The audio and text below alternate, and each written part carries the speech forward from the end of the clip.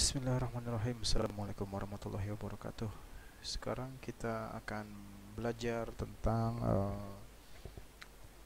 desain eksperimen ya. Bagaimana kita mendesain eksperimen, membuat rencana penelitian eksperimen. Oke, saya akan tunjukkan contoh yang saya punya. Jadi ini saya punya sebuah contoh. Ya, ini video ini cuma desain aja ya. Nanti bagaimana mengolah data ada di video berikutnya.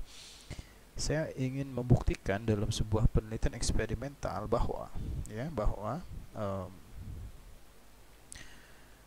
mendengarkan Quran ya, listening Quran ya, mendengar Quran ya, mendengar Quran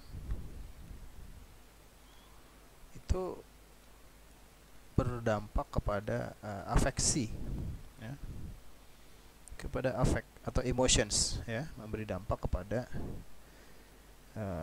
emosi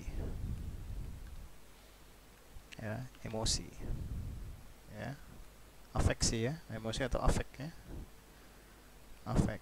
Nah ini kita harus bikin dulu kerangka seperti ini ya, kerangka besar. Ini treatment ya, treatmentnya ini, dan ini adalah variabel yang ingin dipengaruhi atau dependent variable. Jadi kita mesti bikin kerangkanya sebelum kita bisa mendesain ya. Nah ini juga dapat ini juga harus berdasarkan literatur ya. Jadi sudah banyak literatur yang menguji ini ya, menguji ini bagaimana Quran kepada emotions, kepada afeksi dan sebagainya. Itu sudah ada penelitian-penelitian sebelumnya, sehingga dari penelitian-penelitian sebelumnya kita merancang atau mendesain sebuah riset seperti ini. Nah, baru kita desain gimana caranya ini terbukti bisa mempengaruhi emosi atau afeksi ya. Nah, yang pertama adalah tentu kita definisikan dulu secara operasional apa yang dimaksud mendengarkan Quran dan apa yang dimaksud dengan emotions atau afeksi. Kita harus definisikan dulu ya. Nah kalau ini kan didefinisikan harus sampai ke parameternya apa, ukurannya apa gitu ya. Kalau ini gimana caranya, ini kita harus definisikan dulu mendengarkan Quran dan emosi afek. Apa yang dimaksud mendengarkan Quran ya, kenapa bisa berpengaruh, ada efek apa gitu ya. Nah saat ini kita sudah masuk ke tahap yang lebih jauh, yaitu mencoba istilahnya mengoperasionalkan ini ya, kita operasionalkan ya. Ini kita simpan di pojok. Ini pakai pen ya, pakai pen aja cukup ini gini ya. Pakai penderitaan ya, pen. Oke, jadi mendengar Quran, apa yang kita maksud? Nah, kita harus definisikan dulu apa yang dimaksud dengan mendengarkan Quran. Kita harus definisikan dulu ya. Jadi mendengar Quran itu apa? Nah ini apa? Kita definisikan dulu suratnya apa, gitu ya. Suratnya apa? Apakah apakah hanya mendengar saja,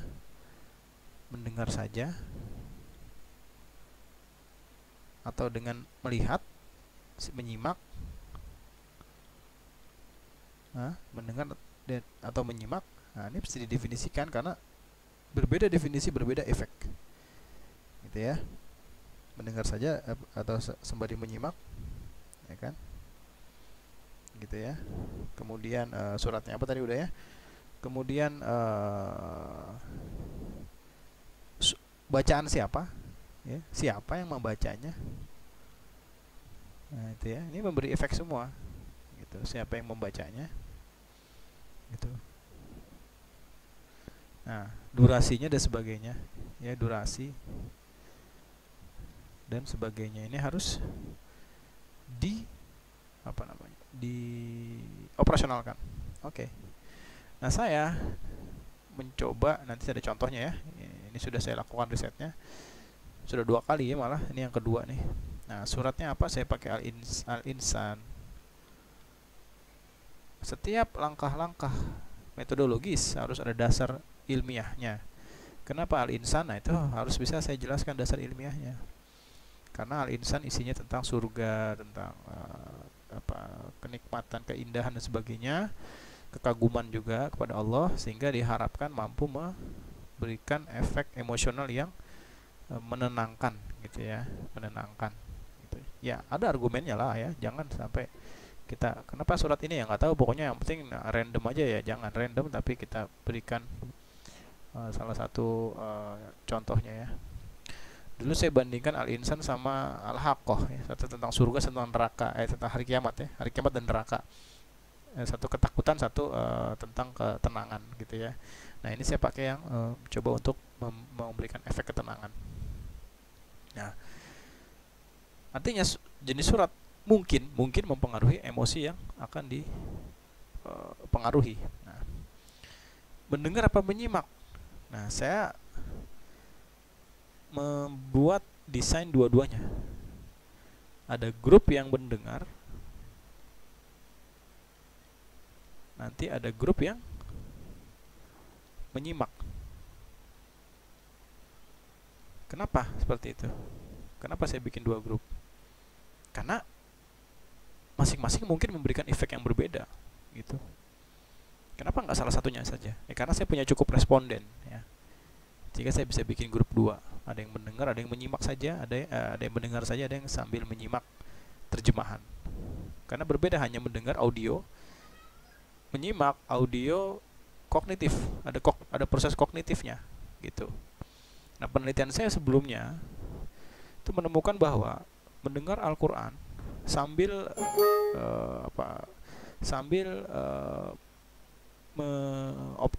sambil berpikir ya, itu menyebabkan ketegangan ya, tensions. Ketegangan ini konotasinya netral ya, tidak harus negatif ya, bisa jadi ya ketegangan ya serius, jadi serius dan sebagainya. Nah, karena 2 efek yang berbeda, saya bikin 2 grup ya. Jadi menentukan berapa grup itu juga dari dasar ini ya. Terus siapa yang membaca As-Sudais ya, saya tentukan ya, sama As-Sudais, harus sama ini gitu, harus sama ya, As-Sudais gitu. Nah, apa dasarnya ya? Dasarnya karena dia karena saya pernah baca suatu penelitian sebelumnya, dia jenis bacaan dia salah satu yang berefek sama emosi. Nah, jadi ada dulu sebelumnya ada sebuah penelitian mengatakan bahwa ada macam-macam qiraah ya, macam-macam qiraah, dan ditemukan ada satu yang punya efek paling besar, yaitu saya lupa nama qiraahnya ya, yang jelas As-Sudais masuk dalam qiraah tersebut ya, cara bacaan tersebut ya. Kenapa nggak yang lain ya? Yang semuanya kita perdengarkan nggak mungkin, kita pilih salah satu ya. Tapi ada dasar durasinya sekitar 5 menit ya. Oke. Ini penting untuk mengoperasionalkan.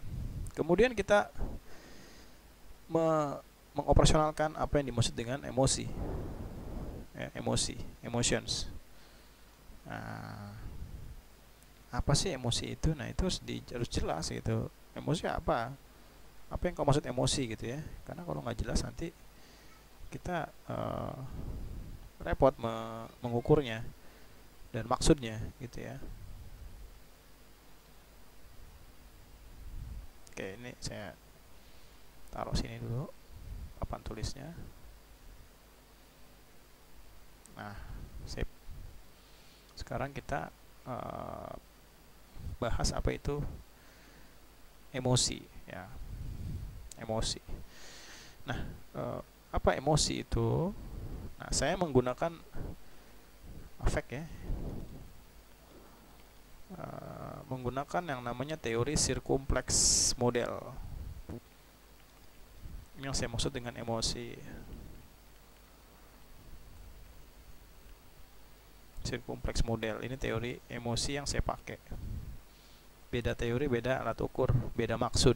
Saya mau buka browser nanti biar kita lihat seperti apa circumflex model. Jadi circumflex model itu, emosi itu ada sebentar ya, biar dibuka browser dulu. Oke, biarkan dulu circumflex model ya, circumflex model, biar jelas ya teorinya seperti apa ya.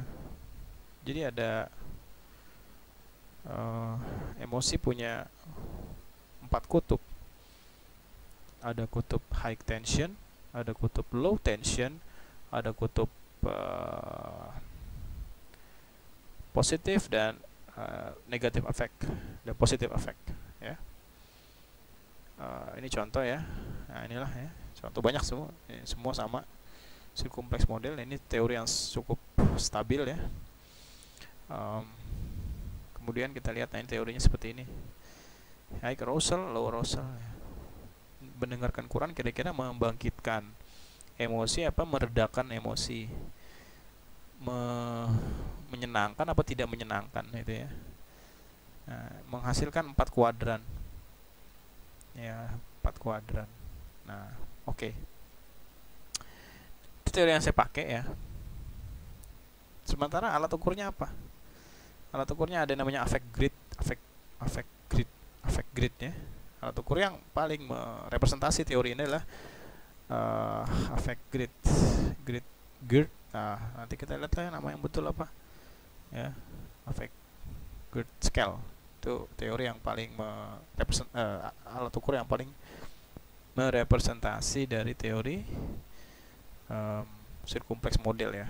Jadi dia betul-betul bisa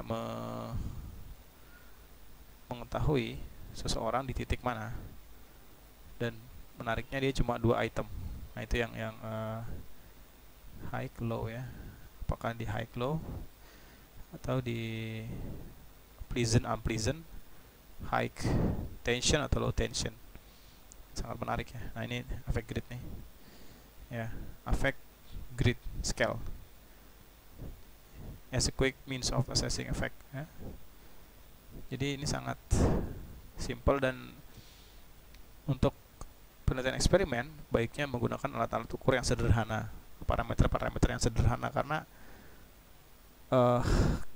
kenapa? Karena ketika ada treatment yang banyak, misalkan ya, itu alat ukur yang sederhana akan membuat responden itu mengisinya dengan mudah gitu dibanding alat ukur yang banyak. Karena ada lagi nanti manipulation check, ada cek dia dengerin nggak tuh Qurannya, dia baca nggak Qurannya. Nah kita harus siapkan itu ya. Nanti questionnaire-nya jadi banyak, sekalipun 2 item yang saya pakai untuk ini variable independent, tapi manipulation check-nya saya banyak. Jadi harus dipikirkan dulu. Pilihlah independent variable yang parameternya bisa simple ya. Kalau bisa dihitung pakai komputer. Oke, ini yang dimaksud emosi ya. Nah, nanti mendengarkan Quran apakah bisa menurunkan tensions dan meningkatkan pleasance, kenyamanan. Itu hipotesis. Nah, jadi yang selanjutnya adalah hipotesis. Apa hipotesis kita? Ya, kalau dari hipotesis yang saya ajukan, dia akan menurunkan tensions dan membuat affect menjadi semakin positif ya. Sehingga kalau ini anxiety, ini semangat, courage, ini sadness, ini relax gitu. Apa dasar saya berhipotesis seperti ini? Karena penelitian sebelumnya demikian, penelitian saya sebelumnya juga demikian. Terus di ayat Quran ada ayat ala bidzikrillah tatma'innul qulub. Bukankah dengan berzikir pada Allah hati menjadi tenang? Ada sebuah tafsir mengatakan bidzikrillah juga salah satunya bil Quran, dengan Quran. Jadi Quran bisa membuat hati menjadi tenang. Tapi ada ayat lain mengatakan idza dzukirallahu wajilat qulubuhum wa idza dzukirallahu wajilat qulubuhum wa idza tuliyat alaihim ayatihim, apabila disebutkan ditilawahkan ayatnya zadathum imanan, imannya bertambah. Nah, iman bertambah positif apa negatif? Positif kan. Tatmainal qulub, hati yang tentram. Tension atau low tension? Low tension kan. Ya kan? Tapi wajilat qulubuhum, bergetar hatinya. Bergetar hatinya itu high tension. Maka sebelumnya saya pernah bandingkan ayat tentang neraka dan ayat tentang surga, cuma respondennya terlalu sedikit dan tidak merepresentasikan hasil. Saya coba dulu satu ayat yang tentang surga yang dihipotesiskan untuk menenangkan. Ini hipotesisnya ya. Seperti itu. Oke, kita akan buat desain. Ya, saya membuat desain. Desain ini macam-macam ya. Dan bisa berkembang. Ya nggak apa-apa ya, hapus saja, nanti kan ada videonya bisa di screenshot ya, nggak usah repot-repot, hapus saja desainnya. Desain ya, ada yang gambarnya XOOX, nah saya nggak usah gitu-gitulah, yang ribet-ribet itu malah nggak bisa dibaca. Pertama desain yang saya bikin adalah treatmentnya apa, grupnya seperti apa. Jadi saya bikin ada 4 grup ya, ada 4 grup. Jadi grupnya ada 4. Nah ini udah desain nih namanya nih, grupnya ada 4. Satu grup kontrol, placebo atau placebo. Jadi dia hanya mendengarkan dialog gitu-gitu ya, placebo. Satu grup kontrol atau placebo. Satu grup lagi mendengarkan musik. Mendengarkan musik. Kenapa sih mendengarkan musik? Nanti saya jelasin. Yang satu Quran, mendengar Al-Quran.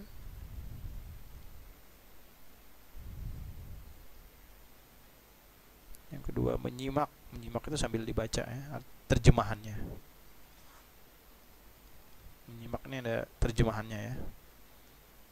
Menyimak Al-Quran sambil, jadi dia dual task ya, ada mendengar dan sambil mendengar dia nggak baca Arabnya, dia baca terjemahannya. Menyimak Al-Quran. Oke, 4 grup. Nah, ini desain nih. Iya kan? Ada 4 grup.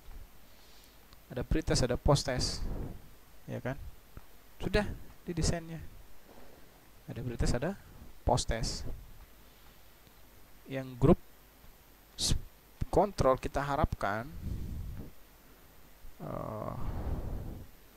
tidak ada perbedaan, datar aja gitu. Yang grup musik kita harapkan, warna-warninya biar cakep, kita harapkan dia menurun ya, menurun. Kenapa? Karena musik berpengaruh juga sama emosi gitu, dan itu ada penelitiannya.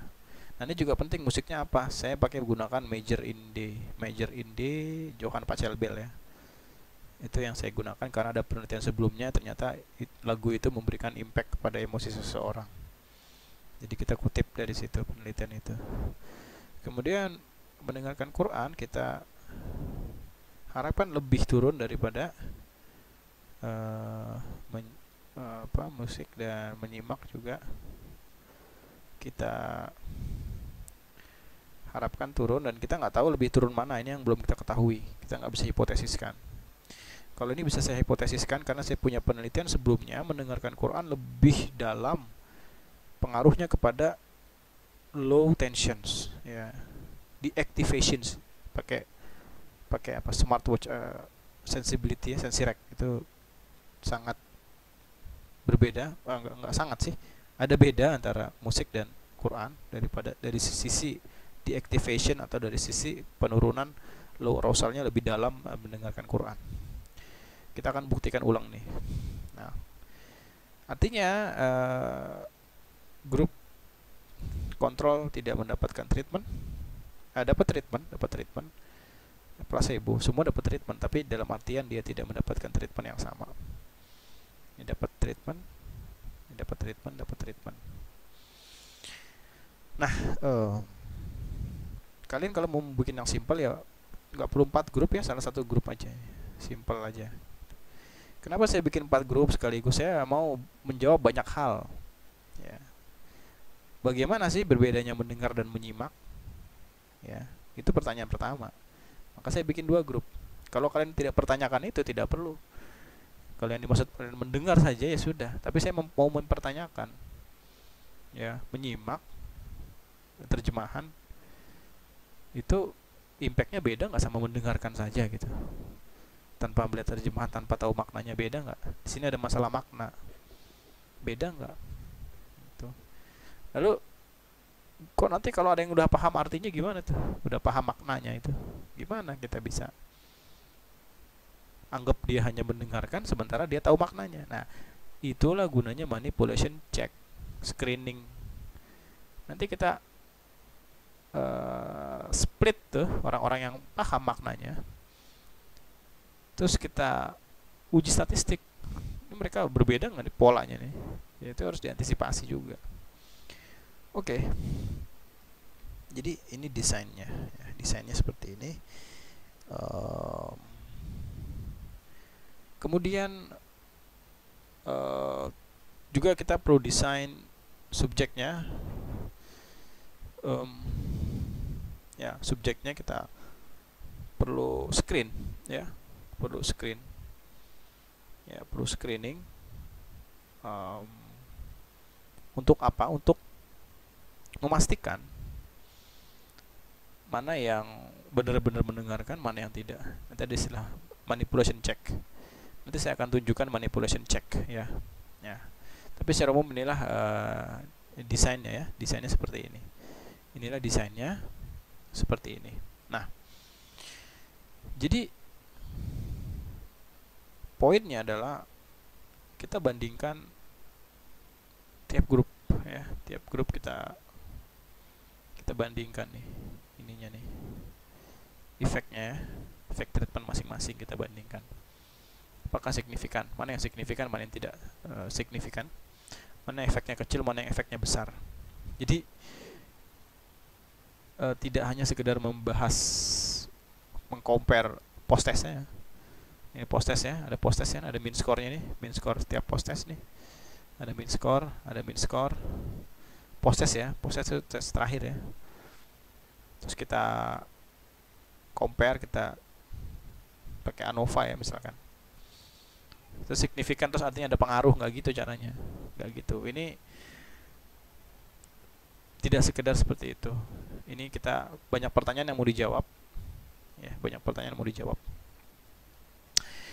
Oke, kita list pertanyaan-pertanyaan tersebut, ya. Kita list pertanyaan-pertanyaan tersebut. Yang pertama, apakah placebo yang satu ini kita harus list placebo itu tidak memberi efek, tidak ada efek dibanding treatment yang lain. Ada 3 treatment lain. Ini kita harus jawab, ya. Apakah betul? Berarti ada 3 jawaban. Nah, ada 3 jawaban, ya. Apakah placebo tidak memberikan efek dibandingkan 3 treatment yang lain? Kita bisa lakukan yang namanya uji beda post test dengan teknik contrasting, ya. Kita contrasting satu persatu, ya. Placebo versus treatment 1, placebo versus treatment 2, placebo versus treatment 3. Nanti ada nilai signya masing-masing gitu, ya. Pakai metode Bonferroni itu bisa ketahuan. Apakah betul bahwa tidak ada efek dibandingkan? tiga treatment yang lain. Jadi tiga-tiganya harus berbeda secara signifikan. Artinya placebo misalkan begini ya, ini placebo, ini treatment 1, treatment 2, treatment. Jadi kita hipotesiskan 1, 2, 3 memberikan efek. Kita uji post testnya saja, bisa post testnya saja, bisa gain score. Tapi saya beri contoh di sini, kita uji post testnya saja ya. Kita uji post testnya saja. Jadi kita harapkan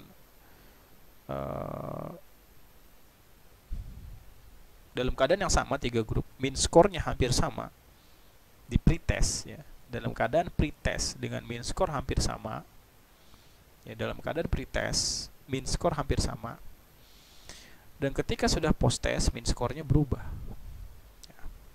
Mean score-nya berubah pada kedua variabel, baik arousal maupun positif apa negatif efek ya. Kita bahas yang ini dulu, yang arousal dulu, tension dulu. Ternyata betul, contoh ya, contoh nih kalau udah ada hasilnya, ternyata betul mean score post test placebo di sini, sementara pada grup 1, 2, dan 3 arousalnya menurun, artinya menambah rileks. Placebo tidak menambah rileks, treatment lain menambah rileks, dan ketika diuji satu persatu ini signifikan ya. Saya biasa pakai Bonferroni ya. Oke. Ya. Ini arousal ya, menambah rileks. Ini tidak menambah rileks. Kemudian dari sisi positif or negative effect, ternyata juga demikian ya. Yang placebo tidak menambah positif, artinya emosinya datar-datar saja, tidak pengaruh. Namun di treatment lain menambah positif. Ini nambah dikit yang musik ya, tambahin biar agak signifikan ya. Nah, seperti itu ya contohnya. Nah ini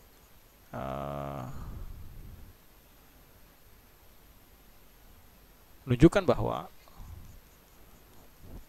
terjawablah pertanyaan ini. Untuk menjawab ini harus seperti ini. Ada nggak cara selain seperti ini? Ada. Cara selain seperti ini saya sebutkan.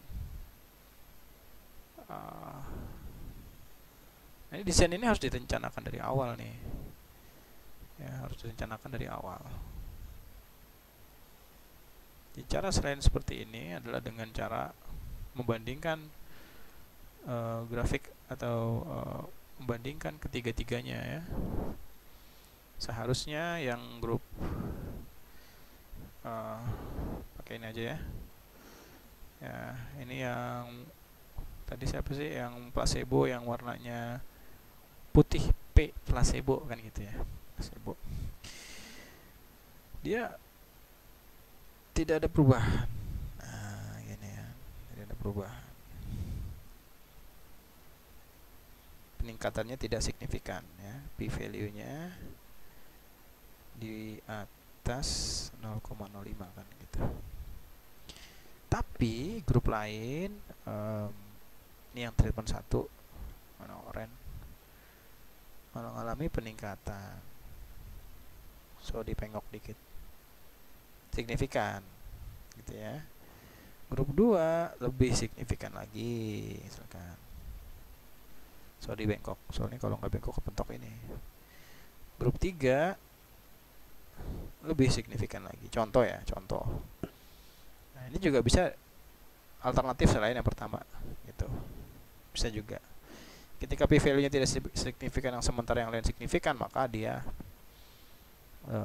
masuk dalam kategori placebo tidak memberikan efek ya, dibandingkan 3 yang lain gitu. Oke, nah ini juga bisa membuktikan pertanyaan berikutnya yang kedua. Pertanyaan kedua ya. apakah treatment 1 signifikan? Nah, pertanyaan kedua ya. Gitu. Apakah treatment 1 signifikan? Kita bisa jawab, oh iya, signifikan. Apakah treatment 2 signifikan? Iya, signifikan. Apakah treatment 3 signifikan? Iya, signifikan. Itu kan bisa. Itu pertanyaan kedua.